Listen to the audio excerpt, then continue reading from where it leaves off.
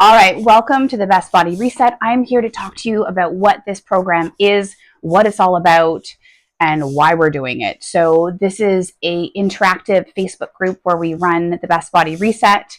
This way I can post all the information, I can post daily videos, I can post recipes to help keep us healthy. So this is nutrition for real life.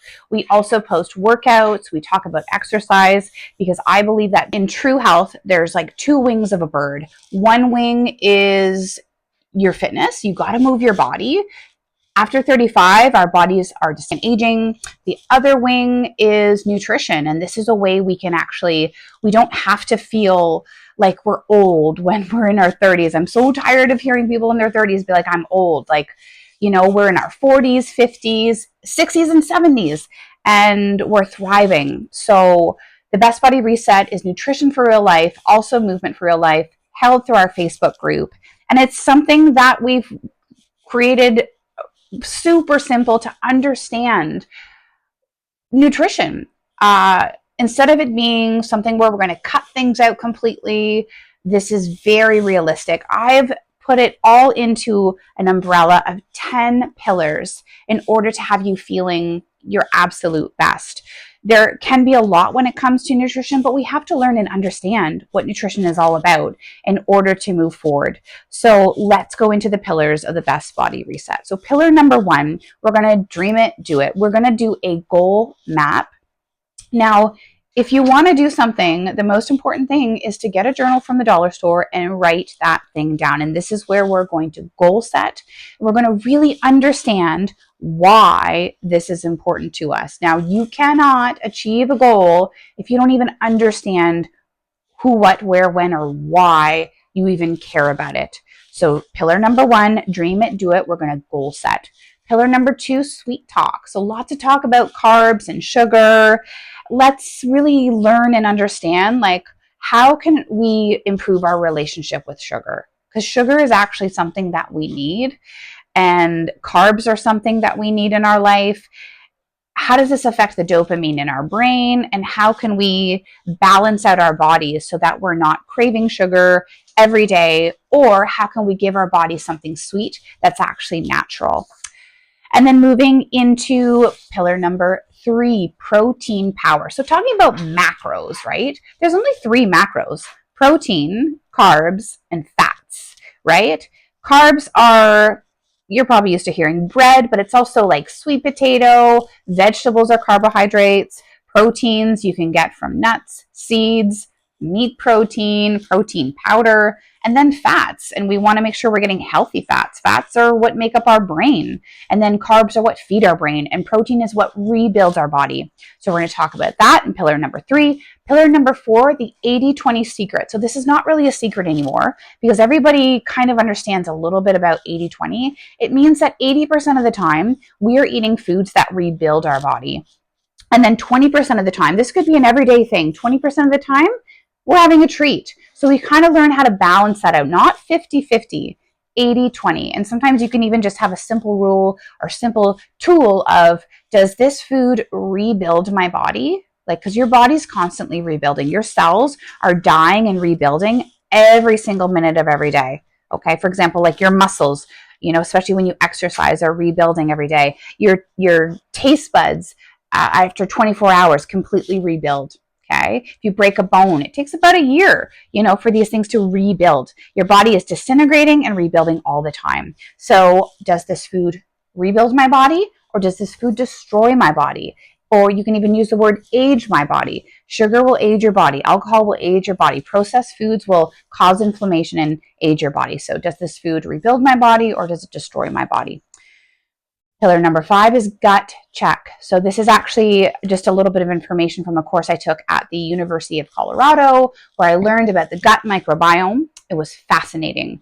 So we hear about probiotics all the time. One thing I'll tell you is that your body it actually has more microbes and bacteria than it does human cells. So how can we feed and cultivate good bacteria in our body? We can't live without it.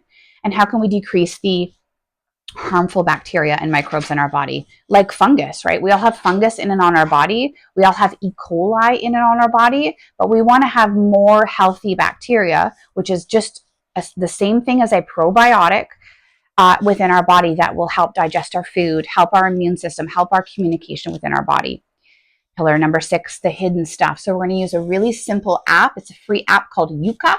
It's Yuka. My friend from Ukraine was the one that introduced me to this app because when she came to Canada, she was like, we're all gaining weight and I don't know why. So she started using this app and she's like, you would not believe the chemicals in the food here. And it's like, yep, welcome to North America.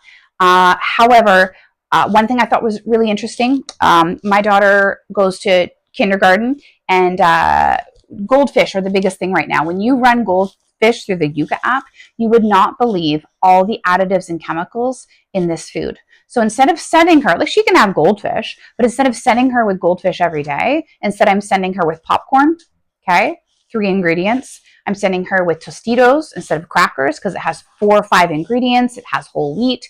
You know what I mean? Like just making those little changes. Then pillar number 7 is decoding the label. I want to teach you just a little bit about how to read a food label. And we keep it really simple. I have a rule of 10. If it has 10 grams or more, it's high. If it has 10 grams or less, it's low.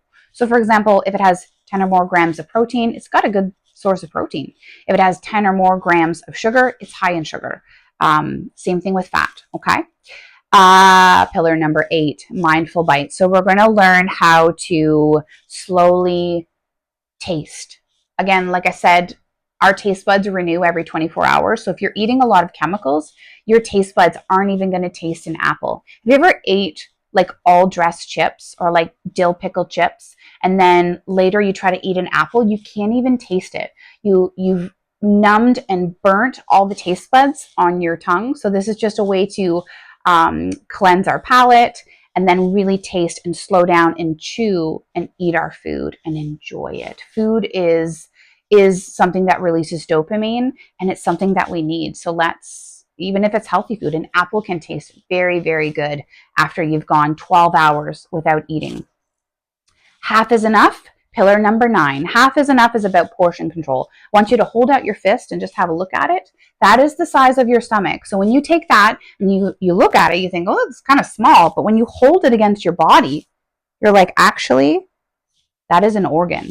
So why do we have 2 of everything? Why is it 2 eggs and 2 pieces of toast? Why don't we have 1? You know, why is it always 2? Why is it always a big bowl? Why is it always a big plate? Especially as women, with our hormones, whether you're in perimenopause, which starts at 35, or menopause, we need to be eating every 3 to 5 hours to balance our blood sugar and balance our hormones. So don't play with that, okay? Make sure you're decreasing your portions and you're eating frequently, okay? Last but not least, pillar number 10. This is fueling your fire. So we need motivation to keep going. And this goes back to our goal setting. Motivation is something that does not last. Motivation does not last. You are 90% of the time not going to feel motivated to exercise. I went for a run today in the snow. It is January. You don't have to run in the snow, but I understand, like even getting out to walk a dog, it's cold. You're not motivated. It doesn't matter. Discipline comes into play. Your whys come into play. And the one thing that is going to motivate you is in experiencing the changes. So once you see a result, once you see the change, that's going to be what motivates you. Because you'll be like, well, I know I felt good when I did it. That's going to help even more to motivate you. So we're going to talk about how to apply discipline, motivation for lasting success, okay? And understanding that there's always going to be setbacks. Filming this video, there's things that are changing. You know, there's always going to be setbacks, and how we just have to move through them. Doesn't matter. You're going to get sick. You're going to get a cold. Your mom's something's going to happen in the family. Something's not going to work. You know, it's going to be raining. Like really looking at things and pushing past them.